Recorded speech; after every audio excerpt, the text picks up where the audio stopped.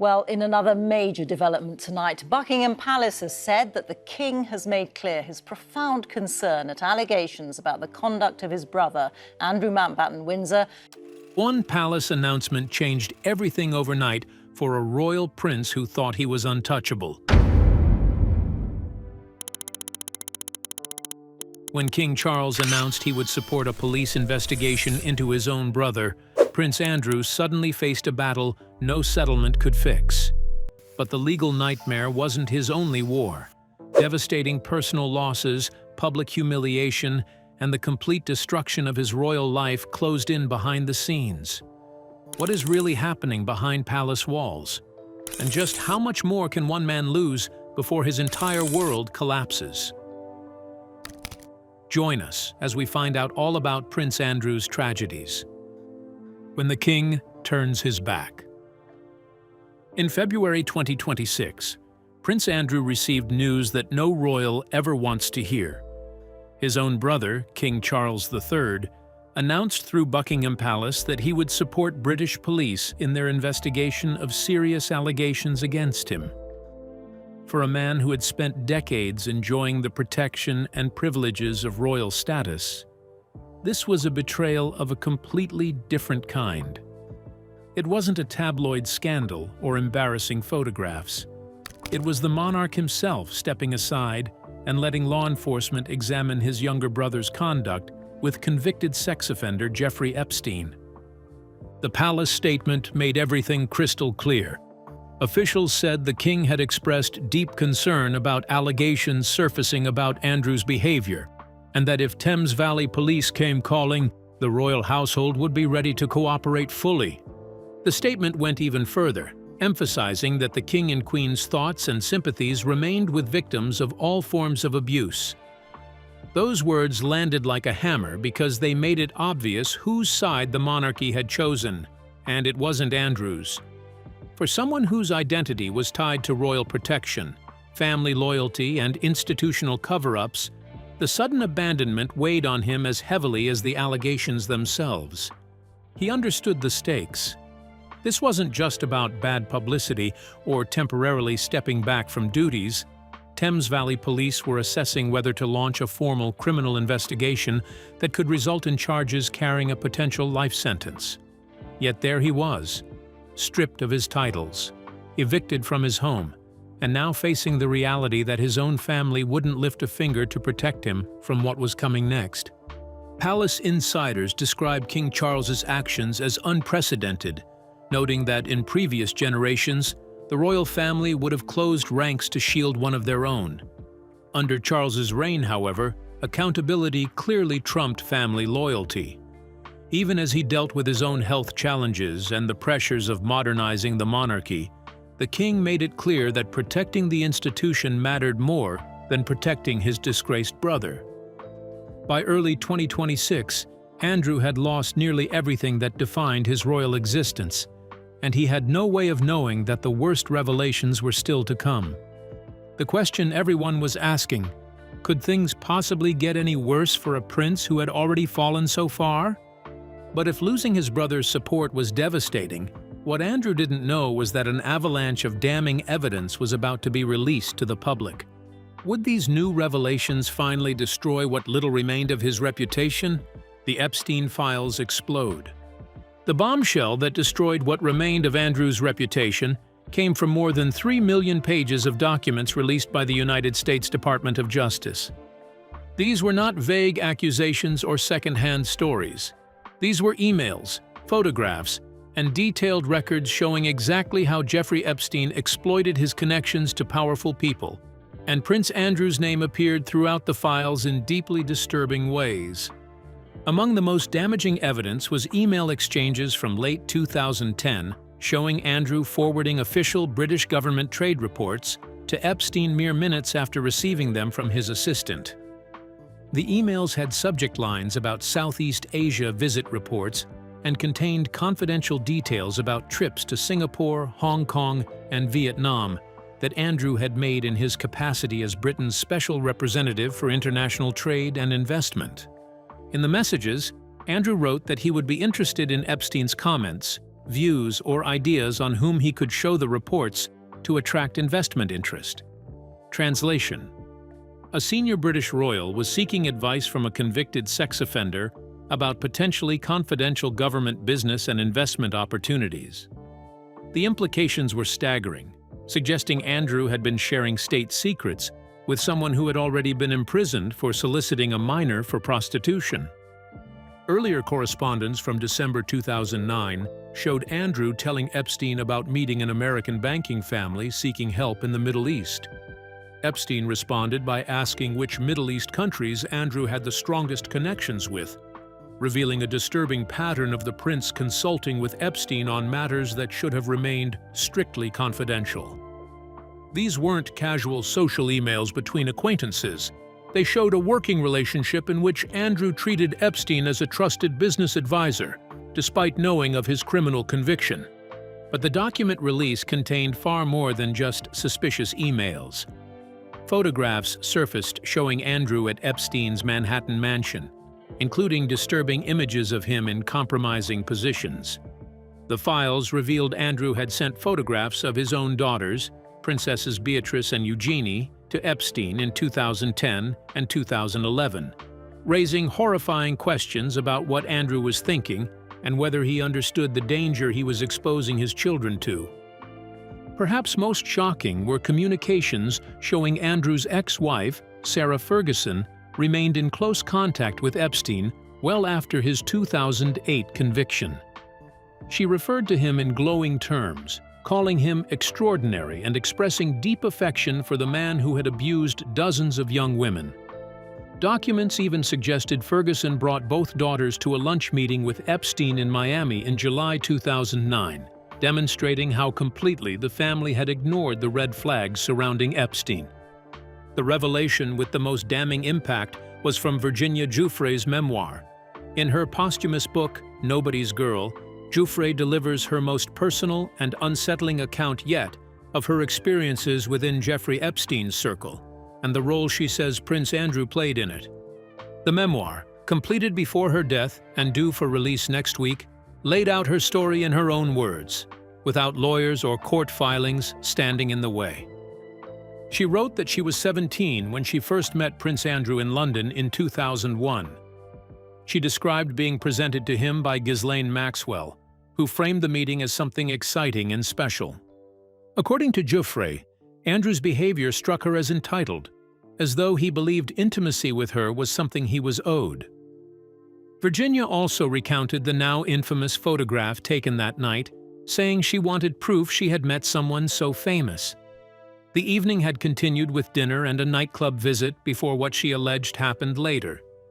The memoir also described two other encounters, Giuffre says, one in New York and another on Epstein's private island. While these claims had been made before in legal statements, the book brings them together as a single, uninterrupted story, told from her perspective. Prince Andrew has consistently denied all accusations. He settled a civil case with Giuffre in 2022 without admitting wrongdoing and has said he does not remember meeting her. Beyond Andrew, the book paints a wider picture of how Epstein allegedly manipulated and controlled vulnerable young women, and why walking away was far more complicated than outsiders later assumed. With this mountain of evidence now public, would Andrew finally face criminal charges? Or would he somehow slip through the justice system one more time? The criminal investigation looms. Thames Valley Police confirmed in February 2026 that they were assessing a formal complaint filed by Republic, an anti-monarchy organization determined to hold Andrew accountable. The complaint accused him of misconduct in public office and breach of Britain's Official Secrets Act, charges that carry a maximum penalty of life imprisonment. This wasn't a civil lawsuit that could be settled with money. This was a potential criminal prosecution that could end with Andrew behind bars. Republic's chief executive Graham Smith compared Andrew's situation to that of Peter Mandelson, Britain's former ambassador to the United States, who was already under active police investigation for allegedly sharing market-sensitive government information with Epstein after the 2008 financial crisis. London Metropolitan Police had raided 2 properties connected to Mandelson just days earlier, showing that they were taking these allegations seriously and pursuing them aggressively. Smith stated publicly that he saw no significant difference between the allegations against Andrew and those against Mandelson, arguing that both men had potentially betrayed their country by sharing confidential information with a sexual predator. The comparison put enormous pressure on police to treat Andrew the same way they were treating Mandelson, without special consideration for his royal status. Additionally, Thames Valley Police were investigating a separate allegation made by a woman who claimed Epstein had sent her to the United Kingdom in 2010, specifically to meet with Andrew. That complaint raised the possibility of sex trafficking charges, which would represent an entirely new level of legal jeopardy for the disgraced prince. Investigators were reviewing travel records, communications, and witness statements to determine whether the allegation had merit and warranted formal charges. The Department for Business and Trade confirmed it stood ready to assist police with the investigation, indicating that government departments were prepared to hand over any documentation Andrew had handled during his decade as trade envoy. That cooperation meant police would have access to classified materials, internal communications, and detailed records of exactly what information Andrew had received and potentially shared with Epstein. In a significant development, police announced they had consulted specialist prosecutors from the Crown Prosecution Service to determine whether to file formal charges, indicating that the investigation had progressed beyond the initial assessment phase. But even as the criminal investigation intensified, King Charles was preparing to take even more drastic action against his brother. How far would the monarch go to protect the crown from Andrew's scandals? Stripped of everything. By the time the criminal investigation became public knowledge, King Charles had already taken dramatic steps to distance the monarchy from his brother's scandal. In what palace insiders described as unprecedented actions, the king had stripped Andrew of all his royal titles and military appointments in early 2025, effectively ending his public role as a working member of the royal family. The decision came after Andrew announced he would voluntarily give up his titles, while maintaining that he would vigorously deny all accusations against him. But the king didn't wait for Andrew's voluntary gesture. He moved swiftly to remove every official connection between Andrew and the crown, making it clear that the disgraced prince no longer represented the monarchy in any capacity. Then came the eviction. In February 2026, King Charles forced Andrew to vacate Royal Lodge, the sprawling 30-room mansion near Windsor Castle that Andrew had called home for years. The property, set on 98 acres of Windsor Great Park, had been Andrew's sanctuary, a place where he could retreat from public scrutiny and maintain some semblance of his former lifestyle. The king had initially announced the eviction in October 2025, but Andrew had resisted, hoping to negotiate a deal that would allow him to stay. Charles refused to back down, and by February, Andrew had no choice but to pack his belongings and leave. He was relocated to Wood Farm Cottage on the King Sandringham estate in eastern England, a modest property that represented a stunning downgrade from the grandeur he had enjoyed for decades. The eviction wasn't just about real estate. It was a symbolic statement that Andrew no longer deserved the privileges of royal life. He had gone from being Her Majesty's favorite son, living in a palace and enjoying unlimited access to royal resources, to being a disgraced exile confined to a cottage on a remote estate. Friends described him as devastated, struggling to accept that his own family had cast him out so completely. The financial impact was equally severe. Without his military titles, royal duties, or official income, Andrew faced mounting legal bills and living expenses with limited resources. His security detail had been reduced, his staff dismissed, and his access to royal funds cut off. The settlement he had paid to Virginia Giuffre reportedly cost him millions, and now he faced the prospect of expensive criminal defense lawyers if formal charges were filed. But the humiliation of losing his home was nothing compared to what happened when he tried to settle into his new life. Would Andrew find any peace in exile, or was there more degradation waiting for him? The royal family speaks out.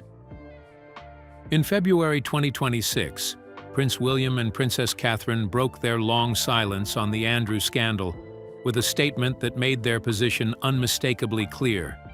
A Kensington Palace spokesperson told journalists that the prince and princess had been deeply concerned by the continuing revelations and that their thoughts remained focused on the victims. The statement was carefully worded but devastating in its implications. William and Catherine never mentioned Andrew by name, but everyone understood exactly what they were saying. The future king and queen stood with abuse victims, not with William's uncle.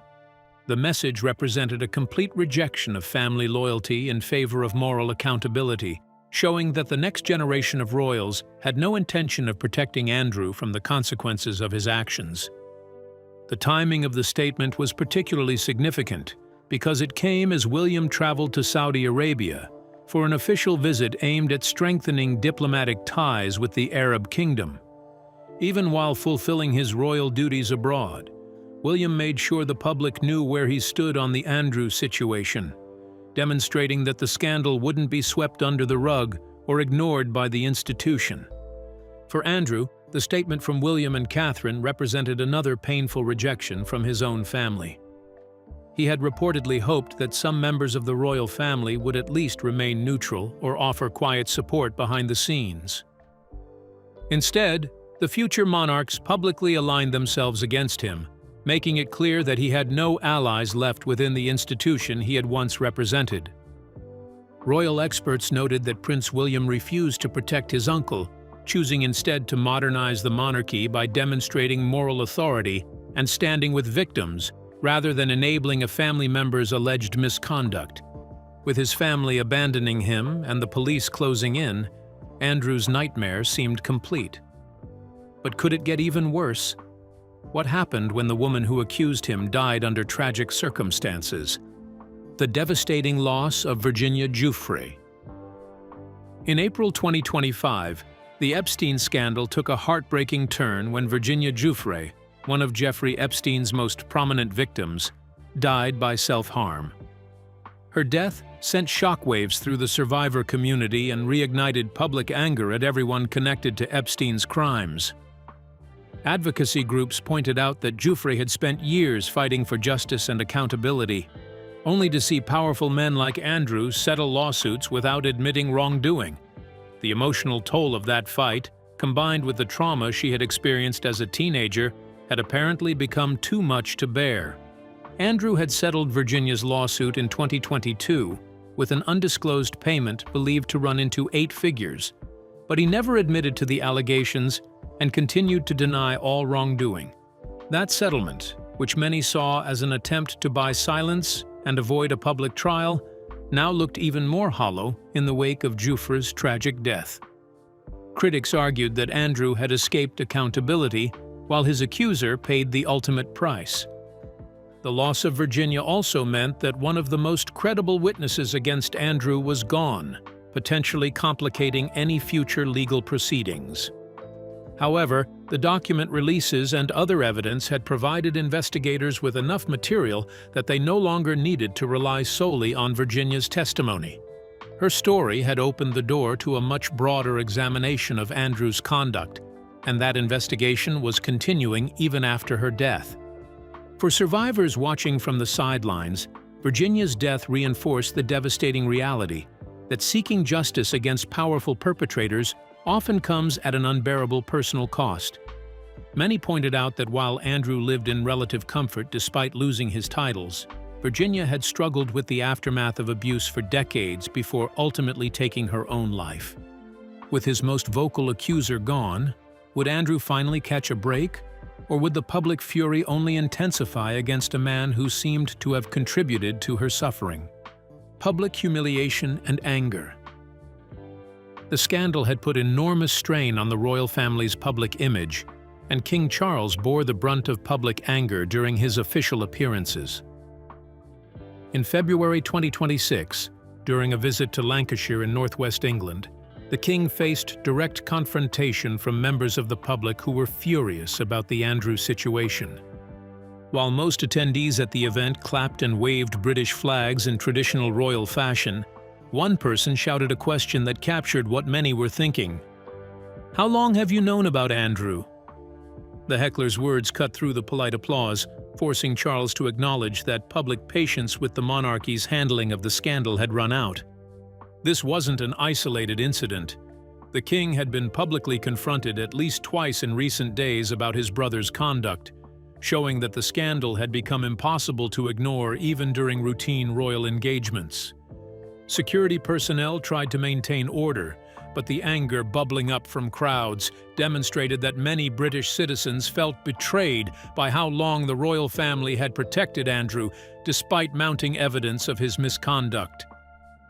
Anti-monarchy groups seized on the moment, with Republic announcing plans to pursue a private prosecution against Andrew if police didn't act quickly enough. The organization accused Andrew of sexual assault, corruption, and misconduct in public office, arguing that his royal status shouldn't protect him from criminal consequences. Republic's campaign gained significant public support, with polls showing that a majority of Britons believed Andrew should face formal charges. The scandal also reignited broader debates about whether Britain should abolish the monarchy altogether and replace it with an elected head of state. Republic's chief executive Graham Smith argued that the Andrew case proved the royal family was fundamentally incapable of policing itself and that democratic accountability was the only solution. While support for abolishing the monarchy remained a minority position, the Andrew scandal had clearly damaged public trust in the institution in ways that might take years to repair. But public anger was only part of Andrew's problem. How did he end up in this mess in the first place? And were there warning signs that everyone ignored for decades? A long pattern of scandal. Andrew's current troubles were the culmination of a pattern that had been visible for years to anyone paying attention. He had served as Britain's special representative for international trade and investment from 2001 to 2011, a role that gave him access to confidential government information and allowed him to build relationships with wealthy business people around the world, including Jeffrey Epstein. He first stepped down from that trade envoy position in 2011 amid growing criticism of his association with Epstein, who had been convicted in 2008 of soliciting a minor for prostitution. But Andrew's decision to distance himself came far too late, and even after resigning, he continued meeting with Epstein and publicly defending their friendship. In 2010, Andrew invited Epstein to Buckingham Palace shortly after Epstein's release from jail for sex crimes, demonstrating either stunning ignorance or complete indifference to the optics of associating with a convicted predator. Epstein attended royal events, including Princess Beatrice's birthday celebration, with Andrew's full knowledge and apparent approval. These weren't secret meetings. Andrew openly maintained the relationship even as advisors reportedly urged him to cut ties. In November 2019, Andrew gave a disastrous interview to BBC Newsnight, in which he attempted to defend himself against allegations related to Epstein. The interview backfired spectacularly, with Andrew making bizarre claims about not being able to sweat and saying he had been at a Pizza Express in Woking on the night he was accused of abusing Virginia Giuffre. The performance was so poor that Andrew stepped down from royal duties just days later, acknowledging that the scandal had become a major disruption to the royal family.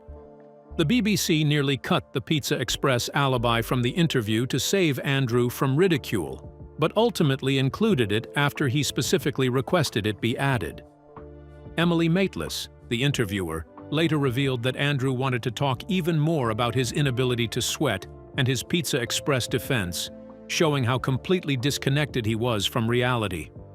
Looking back, the signs had always been there. Andrew had cultivated relationships with questionable figures, prioritized personal enrichment over duty, and repeatedly shown poor judgment in his choice of friends and associates. The Epstein connection was just the most visible example of a broader pattern of behavior that eventually caught up with him in the most devastating way possible. After decades of bad decisions and missed warnings, where did Andrew end up? And what does his daily life look like now that he's lost everything? Where is Andrew now? As of February 2026, Prince Andrew lives at Wood Farm Cottage on the Sandringham estate, a far cry from the luxury of Royal Lodge. He makes no public appearances except for occasional family events, such as funerals and birthdays, and even those rare sightings attract intense media scrutiny and public criticism. Friends describe him as isolated, bitter, and struggling to accept how completely his life has fallen apart. He reportedly spends his days reading, walking the grounds of Sandringham, and communicating with a shrinking circle of supporters who haven't abandoned him. His daughters, Beatrice and Eugenie, maintain contact despite the scandal, but they keep their distance publicly to protect their own reputations and families. Sarah Ferguson continues to defend him in private, though she has largely disappeared from public view as well. Andrew has declined to comment publicly on the latest allegations or the police investigation, likely on advice from his lawyers. Any statement he makes at this point could be used against him if criminal charges are filed, so silence has become his only option. That silence, however, does nothing to counter the mountain of evidence building against him or the growing public conviction that he deserves to face justice. The question everyone is asking is whether Thames Valley Police will move forward with formal charges, or whether Andrew will once again escape accountability through legal technicalities and institutional protection. The Republic has made clear it will pursue a private prosecution if police don't act, ensuring that one way or another, Andrew will have to answer for his alleged crimes in court. For a man who once enjoyed unlimited privilege, international respect, and the protection of the British Crown, Andrew's current existence represents a complete collapse. He has lost his titles, his home, his income, his reputation, and the support of his family. The only question remaining is whether he will also lose his freedom if criminal charges result in a conviction and prison sentence. What do you think will happen when Thames Valley Police complete their investigation? Will Prince Andrew finally face criminal charges, or will he escape justice one more time?